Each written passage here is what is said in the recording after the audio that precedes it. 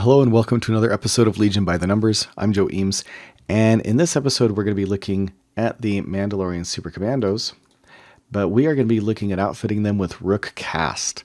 So one of the more awesome looking heavies that is available to the Mandalorian Super Commandos, although all their heavies actually look pretty cool.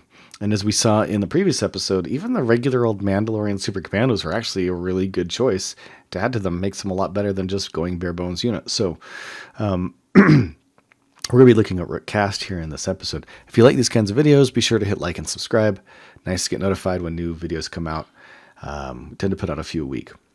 So we're going to outfit this with Rook Kast. Now, since we're outfitting our Mandalorian Super Commandos with Rook Kast, they're probably going to be a really key piece of your entire strategy when you're going with the really heavy. So we're going to assume that you're going to outfit these guys with a lot, and you're not going to be you're not going to be really concerned about points on them.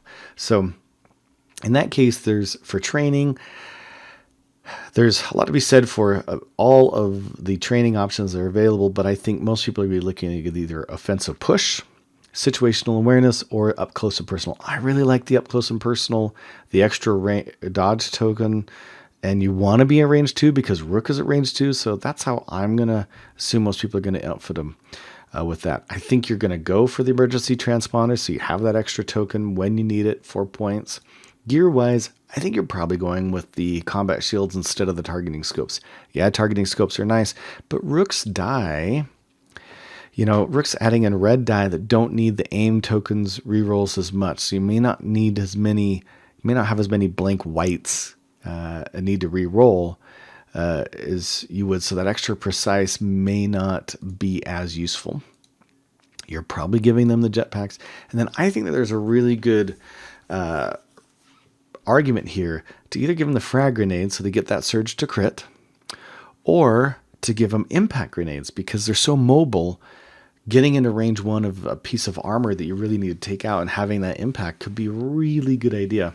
The rest of them, maybe depending on your play style, but I actually like those 2 grenades. So we're actually going to look at outfitting them with the impact grenades. It takes us all the way up to 140, which is really inexpensive unit. This is a major set piece, a major piece on your table now, but really an awesome unit. And then let's give them the rest of their outfits. So now Rook is only at range 2, so we're going to start with range 3. So we're not going to get Rook's die available to us. So it's going to be 4 white and 4 black. They don't have any native surge. We didn't give them anything. They don't have any sharpshooter, but they do have the aim. So they're pretty much always going to have that aim token. And you've got Retinue Maul. So I think that you take Rook because you're playing with Maul, because you get that such a great benefit there. And they get the extra aim or dodge. So we're going to actually go with 2 aim tokens with these guys, assuming that you're really playing Retinue there and you're staying around Maul.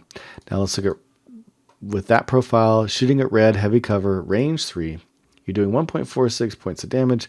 You have a 20% chance of doing no damage, but your points per hit are at 95. Pretty heavy. Of course, a lot of that was the defensive capabilities we gave him just to make him more survivable, but not necessarily super points efficient on the damage at that range. But when we get into range 2, that's where the magic happens. So now you go to get Rook's weapon. So you lose 1 of the black, but you lose, let's see, 2 of the white. We're going to have 2 white. We're going to have 2 red from Rook. And then the other 3 Mandalorians are now going 2 black die each at range 2. So that's 6 black die for them. So at range 2, they really come into their own. And with those 2 aim tokens, you go from 95 points to suddenly 53. Now that's starting to get pretty efficient for points of damage while being very versatile, very mobile, very survivable. So this is some really intense damage. And then if you're going against something like rebels that are in, like, say, no cover, now you're looking at 5 points. B1s out in no cover, 6 points. So they can clean up an entire B1 unit if they catch them at range 2 or less without cover. Really great. If the B1s you happen to have to shoot to them in heavy cover, you're still doing 4.5, maybe even 5 points, 4 to 5, taking off 4 or 5 pieces of a B1 unit. Man, really great. Really great. Last thing, red. What if we're shooting against a Jedi that actually has a dodge token? Red, heavy cover. Wow, you're still doing with that surge to block.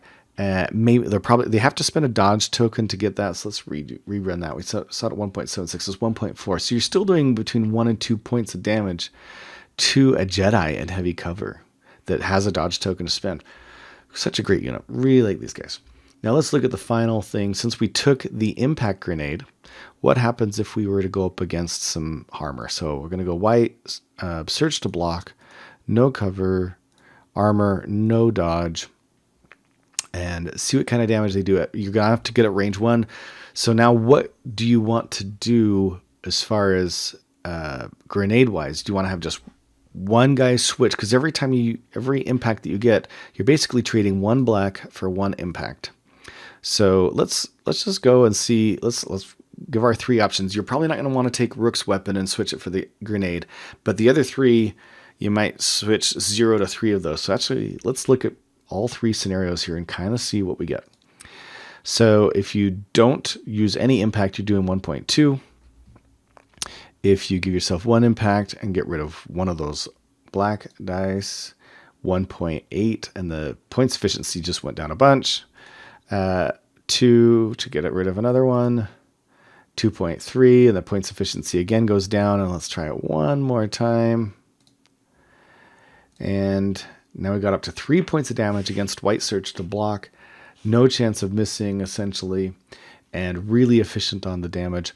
Maybe you're not with Maul now because you ran up ahead to go to try to take out that armor piece. So maybe you only have 1 aim token. Didn't really make a big difference there, 2.8 down to 2.5. So the aim token isn't a huge deal when you're going up against armor, but you definitely want to maximize this out and go all 3 of the basic units against the armor and we got Rook still shooting their weapon. But what happens if should we change Rook's weapon for yet another grenade? Let's try that. We'll get rid of the 2 red, the 2 white, go to 4 black, impact 4. Still got that 1 aim token. Now, of course, as you would expect, the damage got worse. So if you're going to give him an impact grenade, you want to get up close and personal, and you want to get in there with those guys. So really love these units. They're just awesome. Maybe one more thing we could look at is what if you give them a frag grenade? So they were surge to crit. You got into range 2 against red heavy cover. You still have those 2 aim tokens. Maybe you ran ahead of Maul. Maybe you're up with Maul. So we were doing 2.6 with 53 points without the surge to crit. What happens if we do this get all the way to range 1? So at range 2, 2.6 and 53 points. At range 1, 3.0 and 46 points. So it is a little more efficient and a little more damage, but it's not night and day. To give them the frag grenades, is that worth it trying to get into that range 1 to shoot at that red heavy cover unit? Probably not. So I don't necessarily like surge tokens, the frag grenades. I do like the impact grenades on them, though. I think for my own uses, I'll probably be outfitting them with impact grenades when I get to play them, just to give them that versatility. Unless I got a lot of other impact in my arsenal, but just that versatility and that threat that they could rush in speed 3, get into something, and be doing a lot of damage, and maybe even get to a weak spot because of their mobility and get an extra impact or 2 against whatever armor you're going up against. Really, really, really great. We saw them doing 3 against white surge. Let's just run one more. Against red, no surge. We were doing, let's see, what's this? It was 2.59 at range 1. What do we get if we go red surge, no surge? We get 1 point. We're still doing 2 points of damage against red. So against white surge to black, maybe 3. Against red, still 2. Really great unit against armor if you give them the impact grenades, but just a great unit overall. So I hope you like this video. Be sure to hit like and subscribe. See you in another episode.